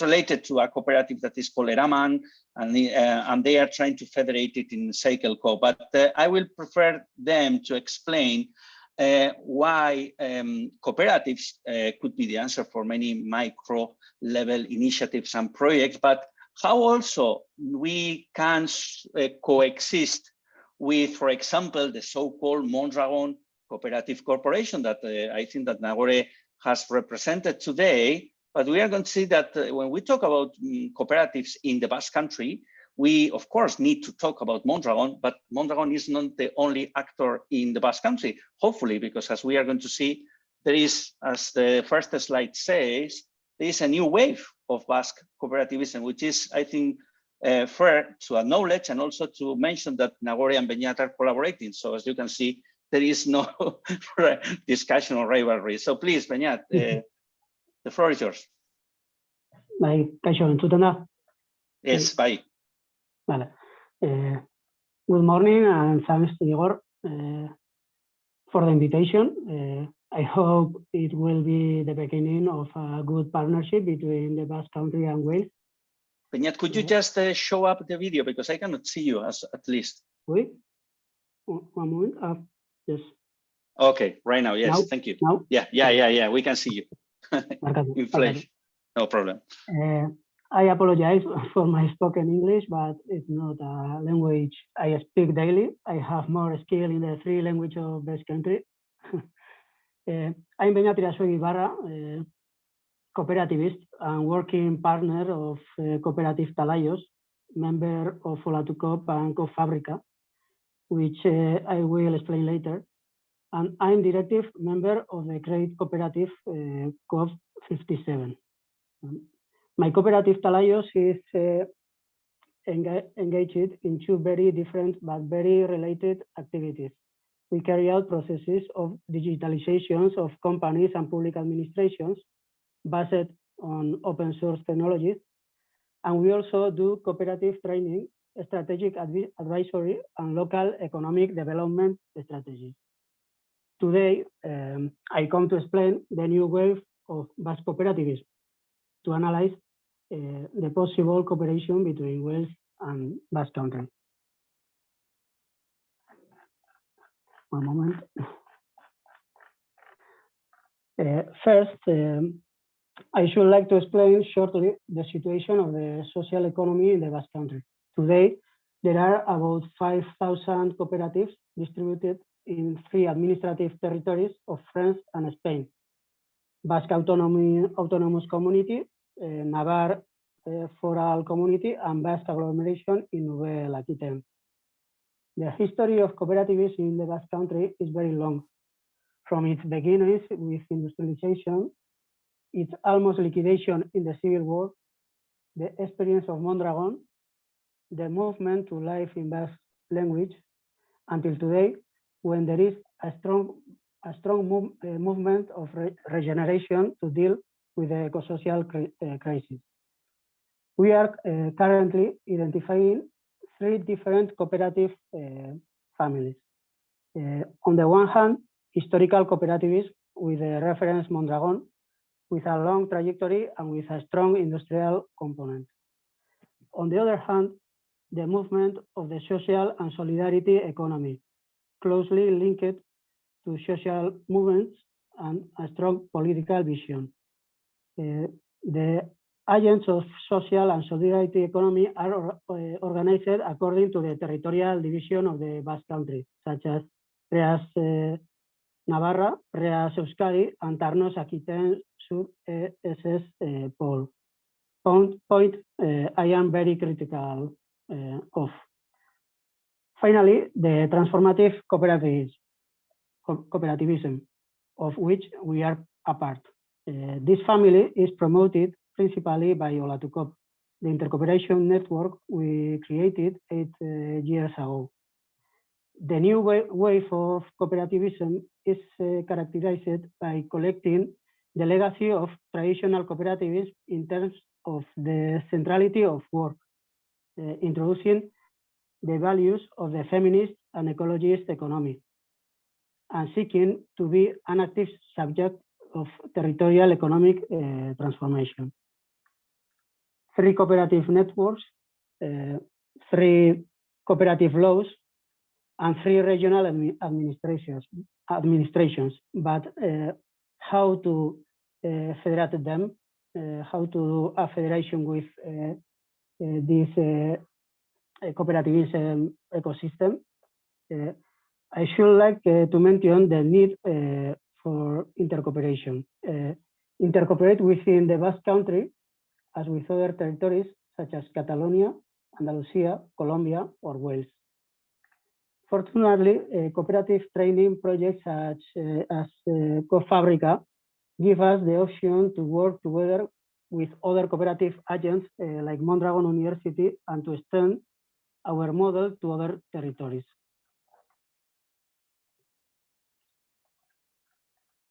We plan our strategies by cooperatives and understanding the Basque Country as a suitable territory. That is why we are deploying our strategy throughout the Basque territory.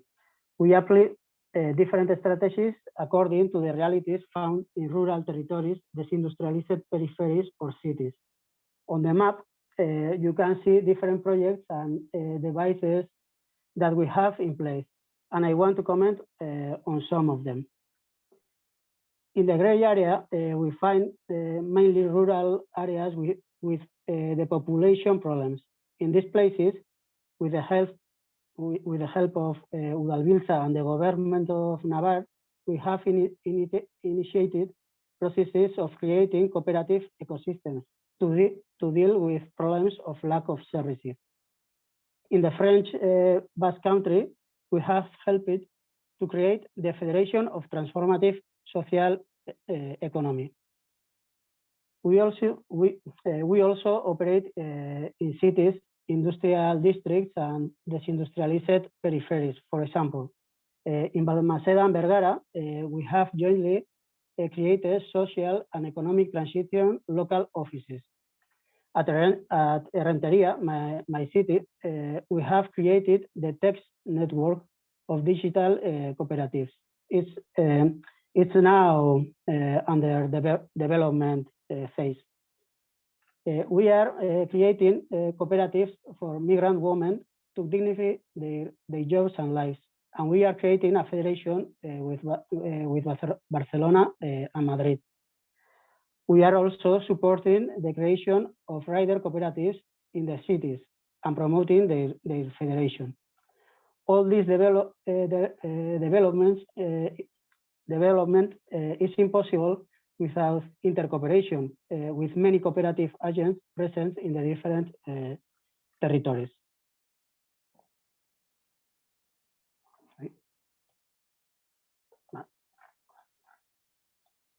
In order to better explain one of the projects, we have with us Paul Llano, a working partner of the Ramman Cooperative and a member of CoopCycle. Aurrera, Paul. Vale, eskerrik asko. So I'm Paul. I'm originally from the United States, but I've been living here for over a decade now. And when COVID hit, we started Ramman, where we do food delivery, but we do food delivery, logistics for last mile, a bit of everything, because diversification is key.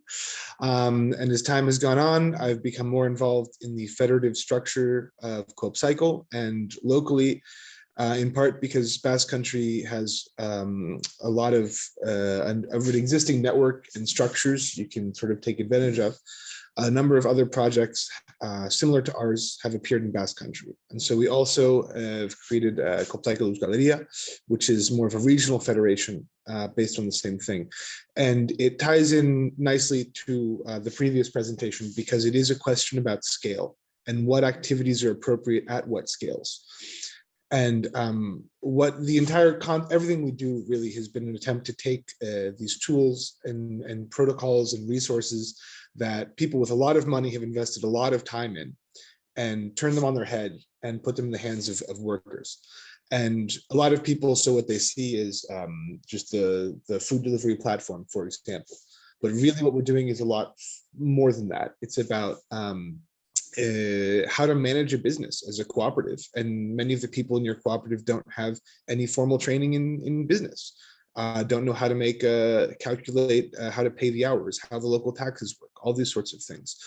And that by using technological solutions and by centralizing certain things at certain levels and other things specifically decentralizing because they work better, you can empower people to do things that otherwise you would have needed some type of a management structure to do by itself. It's an ongoing experiment, it's still happening, but that's really, if I were to characterize what is happening in this new wave of Basque cooperativism, is that it has been inspired by the technological developments the last couple of decades, and trying to use technology as a means to allowing for organizations that previously it would have been hard to work together because your only options are very local or very not local. By using technology, you can put certain activities at a larger level and certain activities at a lower level and maintain a lot of the democratic management that otherwise is impossible when you try to scale things. How's that as a quick overview, Beñat? Vale. To conclude, I would like to mention the main challenges we see in expanding the cooperative model in Basque Country. One, we need to promote a local economic development model for transformation with social economy as driving force, with new tools such as public cooperatives is an idea. Two, we will create a mechanism for the recovery of firms in difficulty or the generational shift through cooperative formulas. To achieve this, we must create new alliances with the transformative trade unionists, which is very strong in the Basque Country. Three, we have to think about strategies for scaling up projects deployed in the territory. To achieve this, ambitious public policies will be needed to promote the social economy, such as the Cooperative Ateneus of Catalonia, or the model of the Digital Federation of Platform Cooperativism. Four, we have to federate more and better in our living and working areas, but also in a transnational way. It's important for a more durable and resilient federation to create new mutual tools of material solidarity, enabling the sharing of financial, digital, and knowledge needs. Finally, I would like to speak English better and explain our work better, but we will surely have coincidences with the challenges of Wales, and that is why it can be a good starting point for starting collaborative processes. The extension of the model requires a new bottom-up federation in the logic of the territories of life and the solidarity chain of values, more than in the logic of the states and markets. We'll keep working. Eskerrik asko. Thanks, Diolk.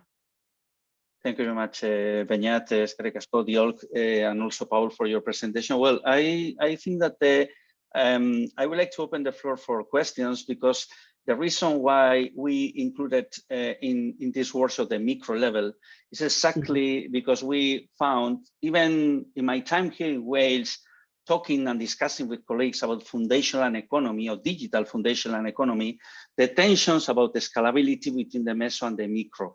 And I think that just to summarize what Mark mentioned and also Beñat and Paul explained, I think that sometimes scalability lacks of recognition about community leadership from the one hand.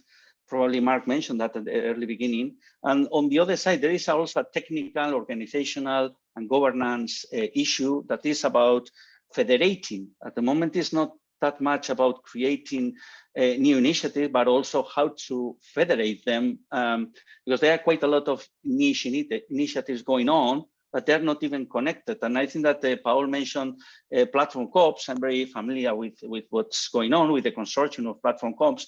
Platform cooperativism consortium is exactly the worldwide level are finding the same difficulty in federating, scaling up, but also federating models about new co-ops. But I would like to open the floor for comments, ideas about this topic.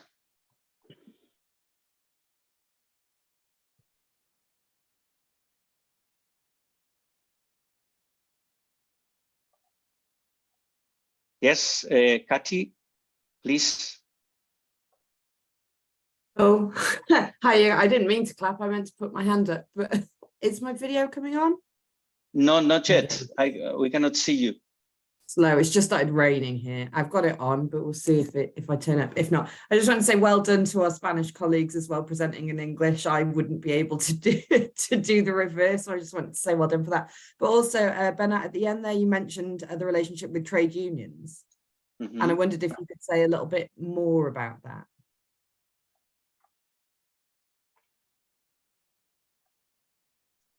Beñat, you mean? Yes. You mentioned some, yeah, that you, Kati is saying that you mentioned something related to trade unionism. So you're going to expand a little bit much more about this idea. It's very complex idea and strategy. If I see you, esaten baizut euskeraz eta itzultzen diozu. Okay, yes, please. Eta naiz gai ingelesez. I'm going to translate it. Yeah, I think that is very. Vale, bueno. Bai, kontua aurkitzen gea situazio ekonomiko batean krisiarena eta aurre ikusten da ekonomia krisiak ekarriko duela enpresa itxiera asko. Hor aurkitu gea sindikatuetatik, Euskal Herrian gainera, oso garrantzitsua diren sindikatuetatik eskaera bat historikoki ez dena egin dela badaukagu hirugarren bide bat, enpresa itxi edo renegoziatu beharrean kooperatibizatu dezakegu, iritsi zaigu eskaera hori sindikatuen aldetik, lagunduko diegun guk bestelako eremu batzuetan. Erdibideko zerbait, kooperatibaren artean eta SL-ren artean edo hori izaten dut. Eta ea lagunduko dugun etorkizunan egongoen behar horretan, nolabait gure tekniketatik edo laguntzen. Yeah, okay, I'm going to try to explain. I think it's a very complicated issue, but I got the main idea, and I was assuming something in this direction. I mean, because of the economic crisis that is, affecting the closure of many companies, Beñat and his cooperative has been receiving quite a lot of, let's say, requests for, let's say, capitalistic companies that they could just evolve towards something that is necessarily does not mean to be a co-op, but something that is like a shared company between workers and the owners of the company. I cannot find the right word to mention that in here in the UK at least, but it's something in between keeping the let's say the company the way it is, or even becoming in a cooperative. So trying to make the workers the owner of the company without necessarily mean to become an entire cooperative. It's mostly this is the main idea, right? Kompletatzeko, guk diseinatzen ari gana azken 2 urtetako lan batean, prozesuak langileak konpainien jabe egiteko modu parte hartzailean. Guk noski, guk garrantzia ematen diogu kooperatibismoari eta gure nolabaiteko ideia da aldela kooperatiba bihurtzea, baino gu zentratzen ari gea batez ere prozesu horretan, ez? Langileek nola hartu enpresaren jabetza. It's an employee ownership model. It's the way that, at least in the US, they call that way. It's not necessarily a cooperativism, but is the, I mean, I couldn't find the right word, and the right word is the ownership of the collective ownership of the cooperative without necessarily mean that you are becoming in a cooperative, right? So they are training workers in this process, designing processes in order to own the company, but again, not necessarily becoming in a cooperative. Bai, eta sindikalismoarekin, osea, prozesu horiek egiteko, edo lortzen dugu kooperatibismo tradizionala eta gaur egungo kooperatibismo eraldatzailea eta sindikalismoaren arteko. And this is a very big, I mean, this is a big discussion about trade unionism and cooperativism. Politically and ideologically, always that have been, you know, a big kind of, let's say, a struggle to understand. Even sometimes I could say, I don't know if you agree with that or not, but sometimes cooperativists, they have seen like an enemies of trade union, even in the Basque Country many times. So this is something in between, finding a common ground, how to build employee ownership companies that, again, they can respect the rule of the trade unions without becoming cooperative. So please, Paul, probably you can enhance a little our discussion. Well, I just wanted to add that a lot of those tensions have historically been between very large industrial cooperatives and unions. And frankly, there's good reason for that. And hopefully it's a productive tension, but not always. And in our case, at least in the world that I inhabit a bit with Benyat, is we're not industrial sized cooperatives. We're very small federated cooperatives. And our relationship currently, and I believe that this is true for a lot of similar people in the Olatu area, is that we're friends with a lot of the unions. We have employees who've been part of unions, who've worked for unions and all sorts of things. But at the end of the day, we're different. We have different capacities. We've talked to the unions. We've said, like, well, we think that you guys are having a lot of trouble responding to, for example, the gig economy. And they're like, you're right. We are. We have these tools and they've been kind of taken away from us by this new model. And they're very excited to see us come in and be able to add a new tool to the toolbox. And because we're not industrial cooperative, the same tensions don't exist.